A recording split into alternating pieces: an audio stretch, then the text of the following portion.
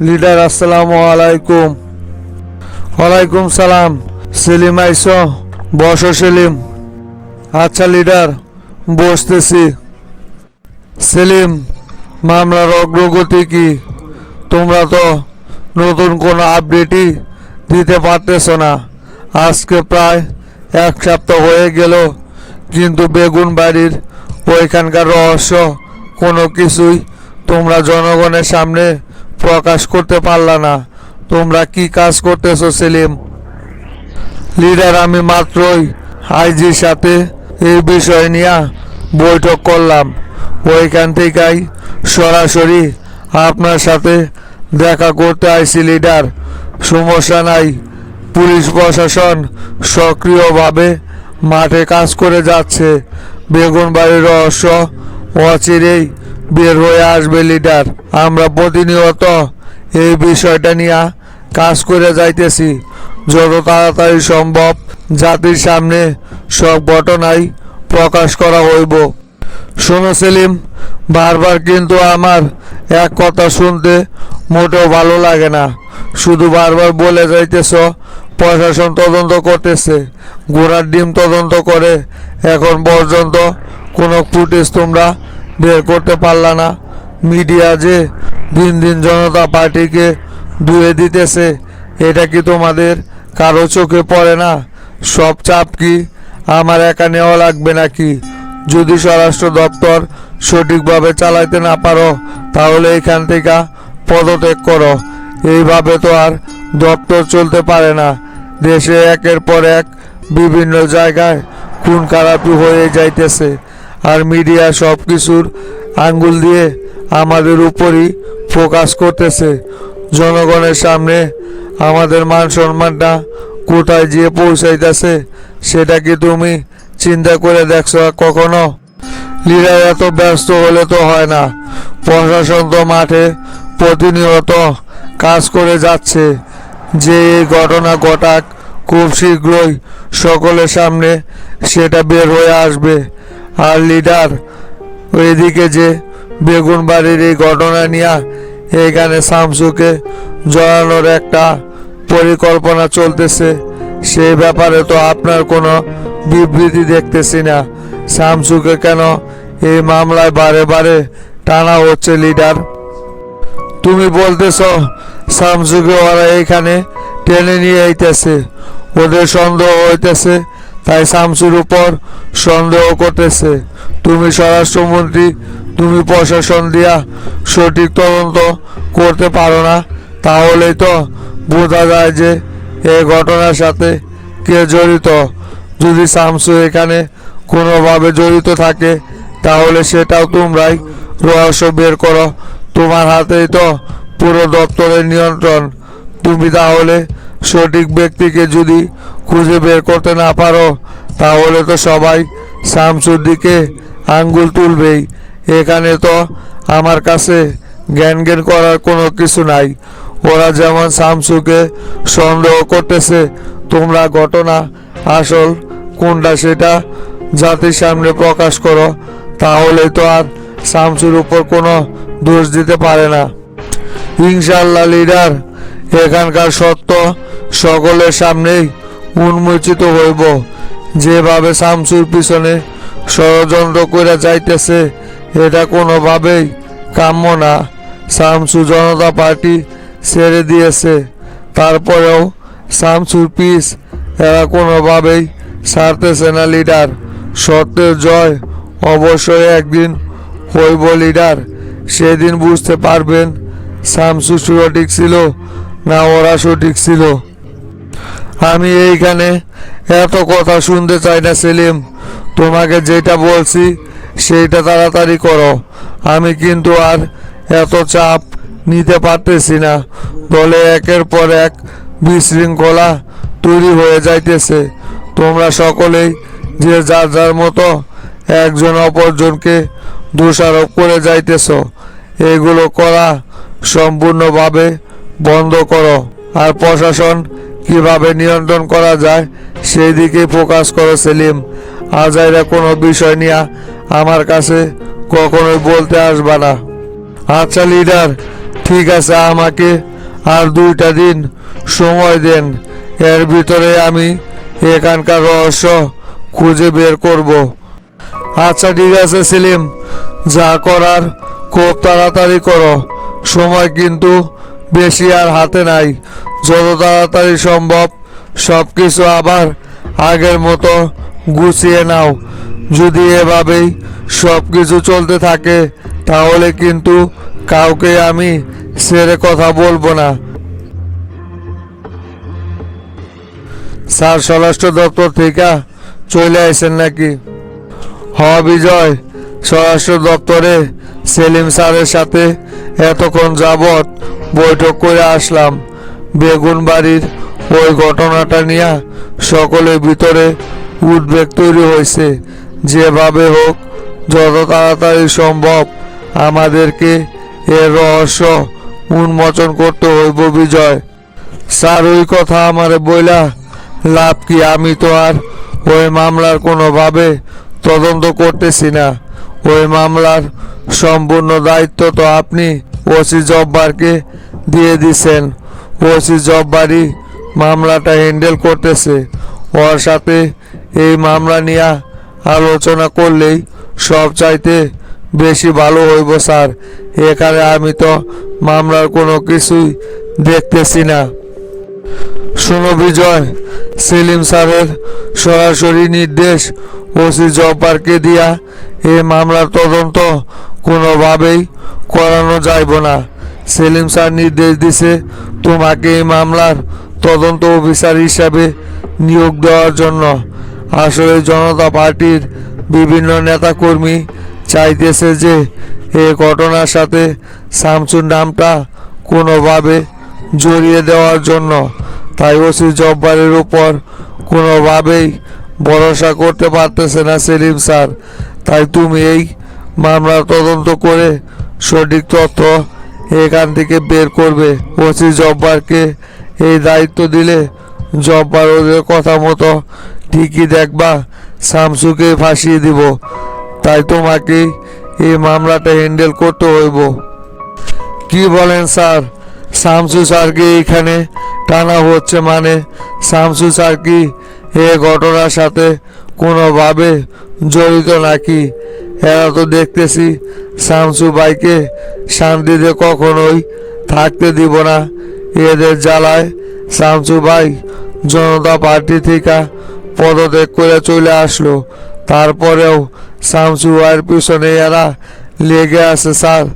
সমস্যা নেই স্যার, আমরা থাকতে শামসু ভাইয়ের বিন্দু পরিমাণ কোনো ক্ষতি কাউকে করতে দেব না। এই মামলাটা আমি তাহলে তদন্ত করব। আপনি ওসি জব্বারকে বলে দেন এই পর্যন্ত এই মামলার যতগুলো তথ্য ওর হাতে আছে সব কিছু যেন আমার টেবিলে হ্যান্ড ওভার করে। তাহলে আমি মাঠে নেমে পড়ব স্যার। সেইটাই দুর্জয়। যেভাবে হোক মামলাটা আমাদের প্যান্ডেলের এসে এইখানকার ঘটনাটাকে ঘটাইছে সেটা জাতির সামনে উন্মোচন করতে হইব। তা না হলে শামসুকে এখানে ওরা যেভাবে হোক ফাঁসিয়ে দেব। সেই রকম যেন কোনো কিছু করতে না পারে। তাই তুমি নিজে হাসানকে নিয়ে এই মামলাটা তদন্ত করো। তাহলে ওরা আর কোনোভাবে শামসুকে এইখানে ইনভলভ করতে পারবে না। আমি জব্বারকে বইলা দিতেছি মামলার সকল তথ্য প্রমাণ তোমার কাছে হ্যান্ড ওভার করবে। আচ্ছা স্যার, ঠিক আছে, আপনি কোনো টেনশন করেন না। এখানে আমাকে কি করতে হইব সেটা আমার খুব ভালো করেই জানা আছে। আমি থাকা অবস্থায় শামসু স্যারের বিন্দু পরিমাণ কোনো ক্ষতি কেউ করতে পারবো না। প্রয়োজন পড়লে জীবন দিতে হইলেও সেটাও শামসু স্যারের জন্য করতে আমি রাজি আছি। ওনার মতো নেতার আমাদের দেশের খুব প্রয়োজন। আমি স্যার মামলার তথ্যগুলো হাতে পেলেই আমার মতো করে মামলাটা সাজিয়ে নিচ্ছি। আমাকে আবারও স্বরাষ্ট্র দপ্তরে যাইতে হইব। সেলিম স্যারের সাথে আলোচনা করার জন্য। শামসু হঠাৎ করে এভাবে পদত্যাগ করাতে কতটুকু একটা পেঁচের ভিতরে যে পড়ে গেছি সেটা কাউকে বইলা বুঝাইতে পারতেছি না। আর কতদিন যে এই আইজি চেয়ার ব্যবহার করতে পারবো সেটাও এখন অনিশ্চয়তা। যে কোনো সময় আমাকে এই আইজি চেয়ার থেকে সরিয়ে দিতে পারে। তাই আমাদেরকে এখন সাবধানতা অবলম্বন করে কাজ করে যেতে হইব, যাতে করে ওরা কোনোভাবেই সুযোগ না পায়। হ স্যার, সেটাই তো বুঝতে পারতেছি। আপনার সাথে সাথে মনে হয় না যে আমার চাকরিটাও বহাল থাকবে। যেভাবে আপনারা আর আমারে নিয়া সকলের ভিতরে কানা গোসা শোনা যাইতেছে, তাতে করে তো মনে হইতেছে যে যে কোনো সময় আপনাকে আর আমাকে এই দায়িত্ব থেকে সরিয়ে দিতে পারে। তবে স্যার, আপনি কোনো রকমের চিন্তা করেন না। দায়িত্ব থেকে সরাক বা যা ইচ্ছা তাই করা কখনোই শামসু স্যারের কোনো ক্ষতি হইতে দেব না। ভাই, তাহলে কেমনে কি করবেন? শামসুকে যদি এইভাবে ছেড়ে দেই তাহলে তো স্বাধীনভাবে আমরা কোনো কাজই করতে পারবো না। যেভাবে হোক শামসুকে তো আমাদের আটকাতে হইব। তা না হলে কিন্তু শামসুর যন্ত্রণায় কোনো কাজই সঠিকভাবে করা যাইব না। বেগুনবাড়ির এই ঘটনায় আমার মনে হইতেছে যে শামসু এখানে 100% জড়িত আছে। শামসু এই ঘটনা ঘটিয়ে বগুড়াতে চলে গেছে, যাতে করে দেশ অস্থিরতার মাঝে পড়ে যায়। সমস্যা নাই হানিফ, যেভাবে হোক শামসুকে এখানে ইনভলভ করবই। শামসু কি মনে করছে আমাদের সাথে টক্কর দেয়া শামসু মাঠে টিকতে পারবো? ওই মাথা মোটা হাজি সিদ্দিকার মোল্লা গ্রুপ ছিল বইলা কি আমাদেরকেও সেই রকম মাথা মোটা মনে করছে নাকি শামসু? কিভাবে শামসুকে দল থেকে বের করলাম দেখলা না? এভাবে শামসুকে একেবারে রাজনীতি থেকেও বের করে দিব। সেটা কিভাবে করবেন? স্বরাষ্ট্রমন্ত্রী সেলিম আর নতুন এই আইজি, এরা তো শামসুর ডাইন হাত আর বা হাত হয়ে কাজ করে যায়। ওরা তো কখনোই শামসুকে এখানে ফাঁসাইতে দিব না। এই আইজি তো শামসুর খুব কাছের বন্ধু। শামসু যেটা বলে সেটাই শুনে আইজি। এই আইজি যতদিন পর্যন্ত এই দায়িত্বে আছে ততদিন পর্যন্ত প্রশাসনিকভাবে শামসুকে কোনো প্রকার চাপে ফেলা যাইব না। তাই এদেরকে আগে এইখান থেকে সরাইতে হইব। এক এক করে সব সালারে সাইজ করব। নতুন আইজি হিসাবে এডিসি কামরুলকে বসাইতে হইব। কামরুলকে আমরা যেটা বলবো সেটাই শুনবো। যেভাবে হোক একটা বিতর্কিত তৈরি করে সেলিম আর আইজিকে এইখান থেকে সরাইতে হইব। পরে এডিসি কামরুলকে আইজি দায়িত্ব দিলেই প্রশাসনিক ভবন সম্পূর্ণ আমাদের নিয়ন্ত্রণে চলে আসব। আর সেলিমকে স্থায়ী কমিটির বৈঠকের মাধ্যমে স্বরাষ্ট্রমন্ত্রীর পদে থেকে সরাতে হইব। তারপর দেখি শামসুকে কে গোপনে সাহায্য করে। হ ভাই, সেটাই করতে হইব। শামসু যেহেতু দলে থেকে সরছে, অসঙ্গপঙ্গত এইখানে রাখার আর কোনো প্রয়োজন আমি মনে করতেছি না। তাই এদেরকেও এইখান থেকে এবার সরাইতে হইব।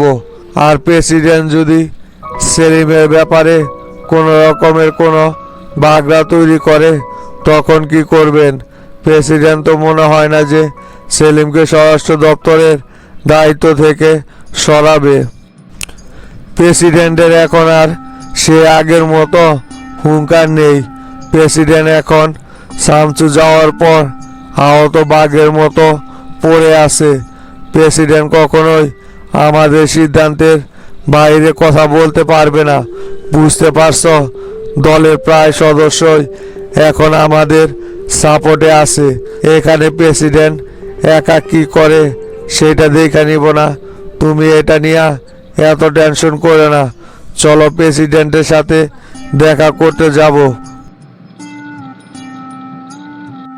না না চাচা, আমার সে আগের রূপ না দেখাইলে তো দেখতেছি এরা কোনোভাবেই শান্তিতে আমারে রাজনীতি করতে দিব না।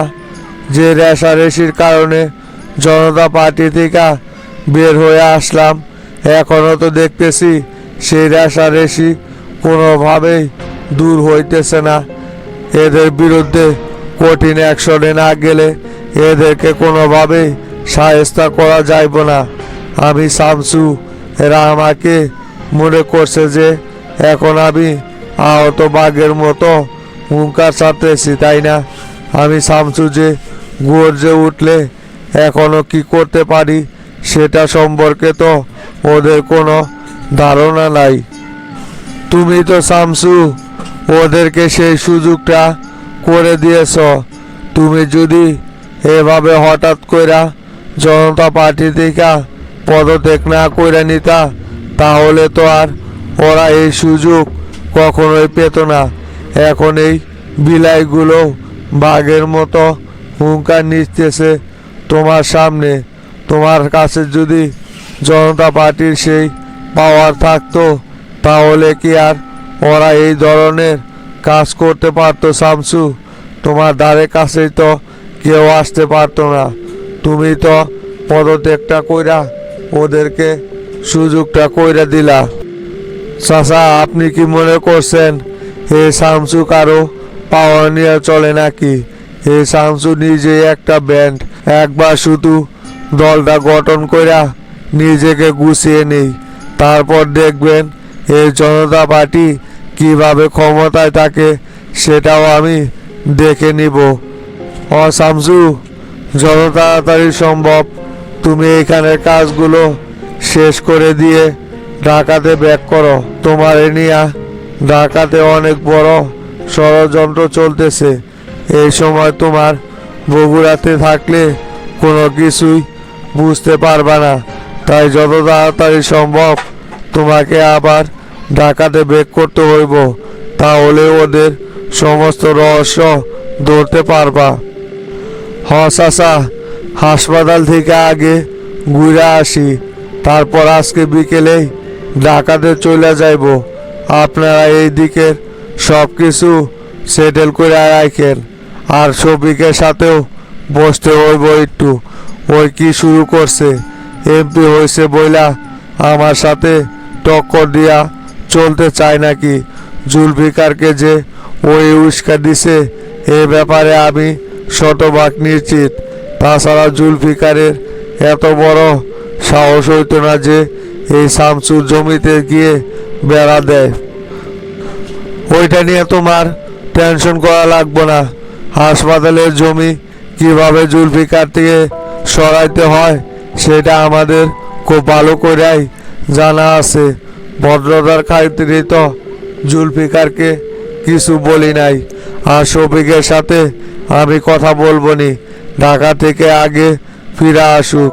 এমপি হইয়া কি শুরু করছে সেটা শফিকের কাছে ভালো করে শুনে নিব। তুমি আগে ঢাকাতে গিয়ে ওই দিকের পরিস্থিতি সামাল দাও।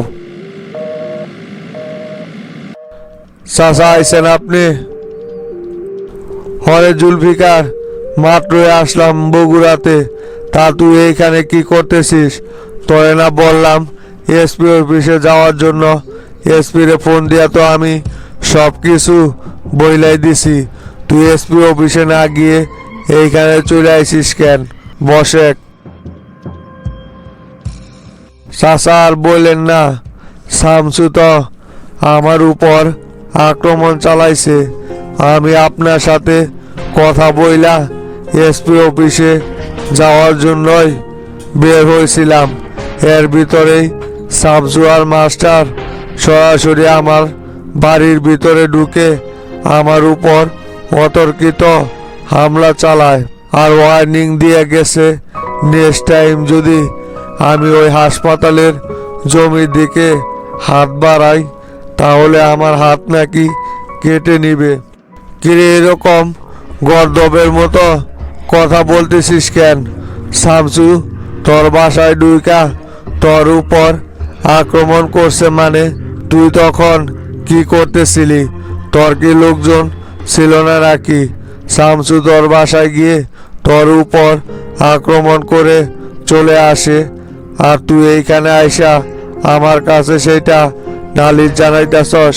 তুইও শামসুর উপর তোর ছেলে পেলে দিয়া আক্রমণ করতে পারলি না? এটাই তো তোর কাছে অনেক বড় একটা সুযোগ ছিল। পরে কি হয় না হয় সেটা আমি দেখে নিতাম। চাচা ঘটনাটা অতর্কিতভাবে হয়ে গেছিল তো আমি এই ব্যাপারে কোনো রকমের প্রস্তুত ছিলাম না, তাই শামসু এভাবে আমার উপর আক্রমণটা চালাইতে পারছে। এখন ওই জমিটা কিভাবে উদ্ধার করব চাচা, তার একটা ব্যবস্থা করে দেন। আপনার জন্য কিন্তু আমার নিজের ভোট আমি কুরবানি করছি। এখন আমার যা প্রয়োজন সে ব্যাপারে আপনার সাহায্য কিন্তু করা লাগবে। তুই চুপ থাক, তোর ওই জমি কিভাবে উদ্ধার করে দিতে হয় সেটা আমি দিব। তুই শুধু আমার কথা মতো কাজ করে যা, বাকিটা আমি দেখে নিব। এখন তুই আমার সাথে এসপি অফিসে চল। শামসু যে তোর বাড়িতে গিয়ে তোরে হত্যার উদ্দেশ্যে হামলা চালাইছিল সেই ব্যাপারে শামসুর নামে ডায়েরি করে আসবি। তারপর দেখ খেলা কিভাবে ঘুরিয়ে দে আমি। কিরে শামসুর বিরুদ্ধে কি ডায়েরি করতে পারবি? সেই সাহস কি তোর আছে নাকি জুলফিকার? কি যে কন্যা আপনি, শামসুর বিরুদ্ধে মামলা করতে আবার ভয় পাওয়া লাগবে নাকি? চলেন আপনি এখনই, আমি শামসুর বিরুদ্ধে মামলা করে আসতেছি। শামসু কি এমন বাঘ হয়ে আসে যে ওর ভয়ে কোনো রকমের মামলা করতে পারবো না? সাব্বাস জুলফিকার, তোর কাছ থেকে এরকমই একটা সাহসী কথা শোনার জন্য অপেক্ষা করতেছিলাম আমি। তুই শুধু আমার সাথে চল, দেখ শামসুকে কিভাবে এবার আমি চিপি তুলি। শুধুমাত্র ওর বিরুদ্ধে একটা কুলু খুঁজে বেড়াইছিলাম আমি, তোর মাধ্যমে সেটা পেয়ে গেলাম। জমি তো তোকে ফেরত দিতে হইব, উল্টো এবার শামসুকে দেখবি জেলের ভাত খাইয়ে ছাড়বো। চল এক জুলফিকার। হাবিব ভাই, কি হয়েছে? শামসু ভাই আর মাস্টার চাচারে দেখলাম খুব রেগে মেগে কোথায় যেন বের হয়ে গেল। দেখা তো মনে হইতাছে কারো উপর মনে হয় খুব বেশি রাইগা আছে। তা কিছু জানেন নাকি ওনারা এইভাবে বের হয়ে গেল কেন? আর বলিস না রে জাহাঙ্গীর, হাসপাতালের যে জমিটা নিয়ে জুলফিকারের সাথে এতদিন শামসুর ঝামেলা ছিল সেটা তো মিটমাট হয়ে গেছিল। জুলফিকার নাকি নতুন করে এখন আবার দাবি করতেছে ওই জমিটা জুলফিকারের। তাই আজকে গিয়ে জুলফিকার জমিতে কাঁটাতারের বেড়া দিয়েছে। আর মনসুর নিষেধ করছে বইলা মনসুরের গায়েও হাত তুলছে। সেই খবর পাইয়াই শামসু এরকম বের হয়ে গেল জুলফিকারকে ধরার জন্য। বলেন কি হাবিব ভাই, ওই জুলফিকারের এত বড় সাহস হয়ে গেছে শামসু ভাইয়ের হাসপাতালের জমিতে গিয়ে বাধা দেয়, আবার শামসু ভাইয়ের লোকজনকে দৌড়াও পিটায়। ও জুলফিকারের তো দেখতেছি দিন দিন অনেক বেশি সাহস বাইরে গেছে। ওর তো এত সাহস হওয়ার কথা না চাচা। আরে পাগল, বুঝিস না এটা কখন কোথা থেকে ঘটছে? জুলফিকার কি ওর সাহসে এই কাজটা করছে নাকি? এর পিছনে পুরোপুরি শফিকের ইন্ধন আছে। শফিকই পিছ থেকে জুলফিকারকে উস্কা দিয়া এই কাজটা করাইছে। এবার বুঝতে পারবো নি ঠেলা কারে কয়। শামসু যেভাবে রাগ হইয়া বের হইয়া গেল, জুলফিকারের তো এবার 12টা বাজা যাইব। তা চাচা, এখন আমরা কি করব? আমরাও কি হাসপাতালের দিকে যাইব না অন্য কোনো জায়গায় যাওয়ার কোনো পরিকল্পনা আছে? না না জাহাঙ্গীর, ওইখানে আমাদের যাওয়ার প্রয়োজন নাই। শামসু নিষেধ করছে, তুই বাসায় ভুলে যা। শরীরটা আবারও দুর্বল দুর্বল লাগতেছে, রেস্ট নিতে হইব। পরে দেখি শামসু কি করলো, ফোন করে শুনবনি।